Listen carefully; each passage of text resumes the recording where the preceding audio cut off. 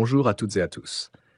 Pierre Bourdieu a élaboré une théorie générale du monde social qui s'est imposée au cours du dernier demi-siècle comme l'une des contributions majeures dans les sciences sociales. 2 décennies après la disparition de l'auteur, son pouvoir explicatif et sa fécondité restent indiscutables. La reproduction, élément pour une théorie du système d'enseignement, est un ouvrage de sociologie coécrit par Pierre Bourdieu et Jean-Claude Passeron. Dans cet ouvrage, Bourdieu et Passeron développent une théorie générale de la violence symbolique légitime.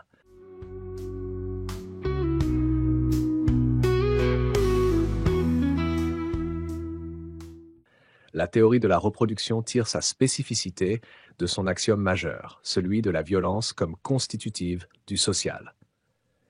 Cet ouvrage rend compte d'un processus particulier par lequel la violence symbolique permet l'institutionnalisation d'un pouvoir méconnu. Ce pouvoir, c'est le pouvoir de violence symbolique qui parvient à imposer des significations comme légitimes en dissimulant les rapports de force qui le sous-tendent. Cette violence symbolique, selon Pierre Bourdieu et Jean-Claude Passeron, s'exerce avec le consentement implicite des dominés, car ceux-ci ne disposent pour penser cette domination que des catégories de pensée des dominants. La violence symbolique s'instaure par le biais de l'action pédagogique, mais également de toute institution légitime, comme la télévision, le cinéma, les journaux. On voit ici que la légitimité des institutions est variable selon les individus et selon le temps.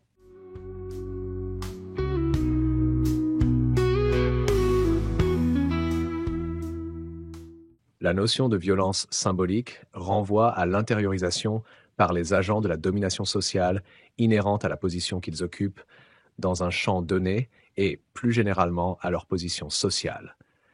Cette violence est infraconsciente et ne s'appuie pas sur une domination intersubjective d'un individu sur un autre, mais sur une domination structurale d'une position en fonction d'une autre. Cette structure, qui est fonction des capitaux possédés par les agents, fait violence, car elle est non perçue par les agents. Elle est donc source d'un sentiment d'infériorité ou d'insignifiance qui est uniquement subi, puisque non objectivé. La violence symbolique trouve son fondement dans la légitimité des schèmes de classement inhérents à la hiérarchisation des groupes sociaux. C'est parce qu'on fait crédit à la télévision qu'elle parvient à imposer ses représentations comme légitimes. Le plus grand danger pour une institution est de perdre la confiance de ceux qui sont soumis à ces représentations. Ceci explique que certains présentateurs ont besoin de cultiver leur image d'intellectuel. De même, les émissions dites de débat, au cours desquelles les invités sont essentiellement des intellectuels de télévision, que Bourdieu appelait les fast thinkers, sont aussi des instances de légitimation. La violence symbolique n'est pas simplement un endoctrinement, elle exerce la fonction d'un maintien de l'ordre, sans que le sujet qui l'exerce s'en aperçoive consciemment.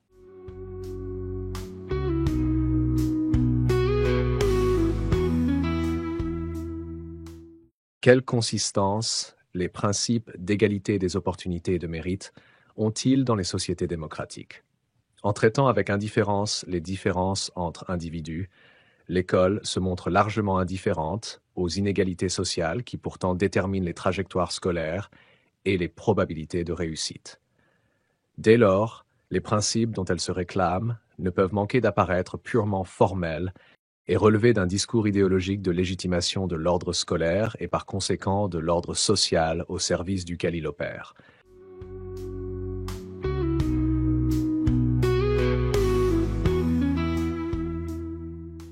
En effet, dans les sociétés démocratiques, les classements scolaires sont au fondement des classifications sociales, car elles doivent justifier la distribution des avantages et des privilèges qu'elles admettent à partir de principes rationnels susceptibles de cristalliser un consensus au moins relatif. C'est ce problème que les sociétés modernes, qui émergent progressivement à partir de la fin du XVIIIe siècle en se dépouillant des traits des sociétés traditionnelles aristocratiques, ont pensé résoudre en renonçant à des principes de classification transcendants. Ainsi, l'article 1er de la Déclaration des droits de l'homme et du citoyen du 26 août 1789, après avoir proclamé que « les hommes naissent et demeurent libres et égaux en droit », affirme que Les distinctions sociales ne peuvent être fondées que sur l'utilité commune. La réussite scolaire est à la fois un objectif légitime des aspirations de chaque individu afin d'améliorer ses conditions d'existence et un témoin potentiel de l'utilité de l'activité de chacun pour la collectivité. De cette façon, individualisme et intérêt général se conjuguent.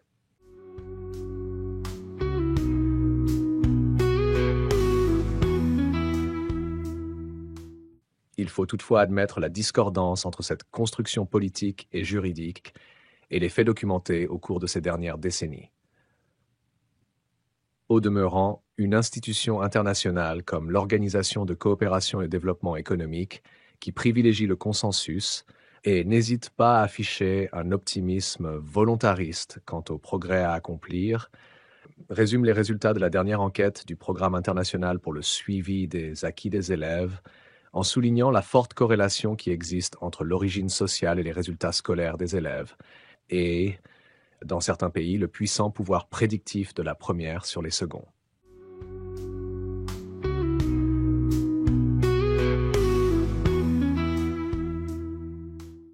Il faut insister sur tout ce qui sépare la sociologie du système scolaire construite par Bourdieu et Passeron des études tempérées que produit l'Organisation de coopération et de développement économique qui, en acceptant les règles du jeu en vigueur dans les pays économiquement avancés, circonscrit son travail à l'élaboration de réformes qui pourraient générer une plus grande efficience, c'est-à-dire une réduction des inégalités scolaires, et surtout un rendement plus élevé du système éducatif.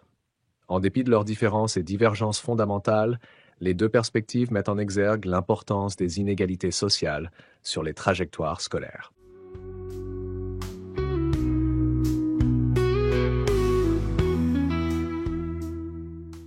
Les inégalités sociales à l'école ne sont pas accidentelles ou contingentes. Elles ne relèvent pas de dysfonctionnements mineurs, mais consistent en des phénomènes à caractère structurel et endogène, du fait du rapport essentiel qui existe entre classement scolaire et classement social. La position occupée dans la hiérarchie sociale n'est pas neutre et, en conséquence, elle exerce inévitablement une influence forte et persistante sur la carrière scolaire, compte tenu des effets de celle-ci sur la trajectoire sociale. En dépit de leur remarquable silence à ce propos, les études de l'Organisation de coopération et de développement économique confirment la majeure partie des analyses que Bourdieu a consacrées à l'école. Pourtant, on ne peut lire sans une certaine perplexité l'unique passage du rapport de l'Organisation de coopération et de développement économique qui mentionne notre auteur.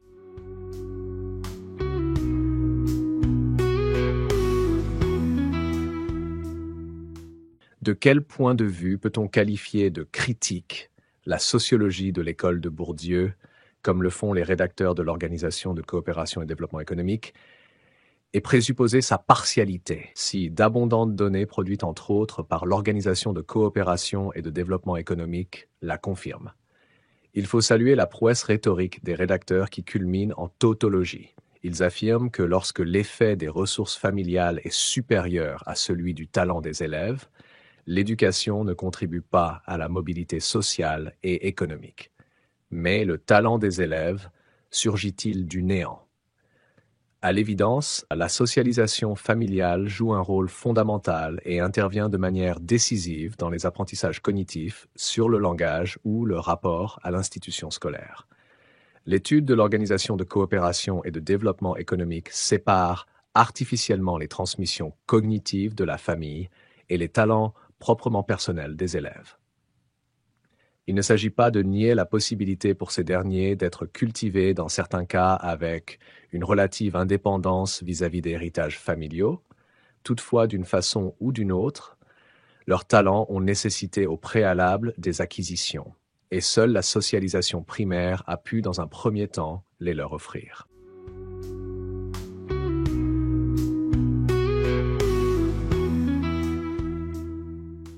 Dans la construction sociale de la réalité en 1966, Peter Berger et Thomas Luckmann soulignaient son importance, prépondérante parce que première, et sans possibilité de substitution, mais aussi déterminante, car elle fixe les bases cognitives et intervient à travers des relations à fort contenu émotionnel.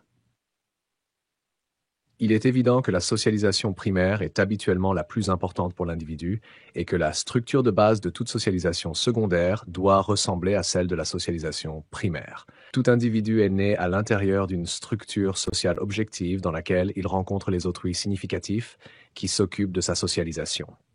Ces autrui significatifs lui sont imposés. Leurs définitions de sa situation sont établies pour lui en tant que réalité objective.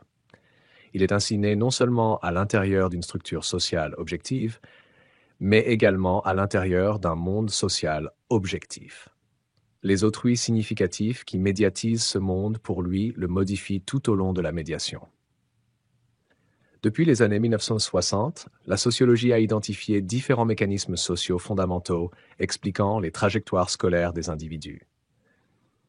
Elle s'est également employée à démontrer leur portée à partir d'enquêtes empiriques diversifiées. Les études de l'Organisation de coopération et de développement économique reprennent à leur compte ces acquis, sans faire toujours mention des auteurs et des sources concernées.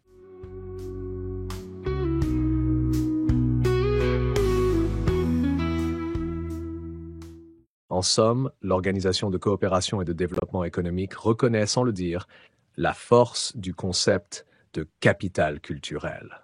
Plus encore, l'indice du Programme international pour le suivi des acquis de statut économique, social et culturel utilisé dans ces études reprend les apports théoriques et méthodologiques de la sociologie. Ainsi, sa construction est très proche de celle que Paul Lazarsfeld a mise au point dans les années 1940. L'indice est composé de 3 dimensions. Il prend en compte le niveau d'études des parents, leur position socio-professionnelle, et prend l'appui sur plusieurs variables, comme l'accès à Internet ou le nombre de livres présents au domicile, afin de cerner les conditions de vie. Autrement dit, le premier facteur renvoie clairement au capital culturel incorporé, tandis que le troisième approche manifestement le capital culturel objectivé. En définitive, les études récentes de l'Organisation de coopération et de développement économique, qui mobilisent de nombreux apports de la sociologie, et tout particulièrement ceux de la sociologie de Bourdieu, passent sous silence leur origine, tout en les dépouillant des éléments de critique rationnelle qu'ils comportent.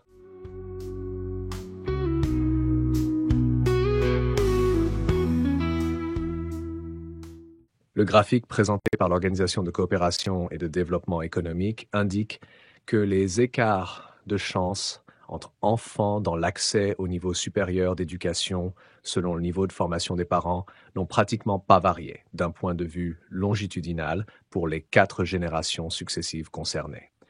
D'un point de vue transversal, les inégalités ont même légèrement augmenté entre la génération la plus ancienne, les 56-65 ans, et la plus jeune, les 26-35 ans. Si le développement des systèmes éducatifs a manifestement permis d'augmenter les chances d'allongement de la durée des carrières scolaires et d'obtenir des diplômes plus élevés pour tous les élèves, il n'a pas en revanche modifié la structure des inégalités. Pour le dire autrement, il a simplement opéré une translation. Un demi-siècle plus tard, les études de l'Organisation de coopération et de développement économique confirment la théorie de la reproduction de Bourdieu et Passeron.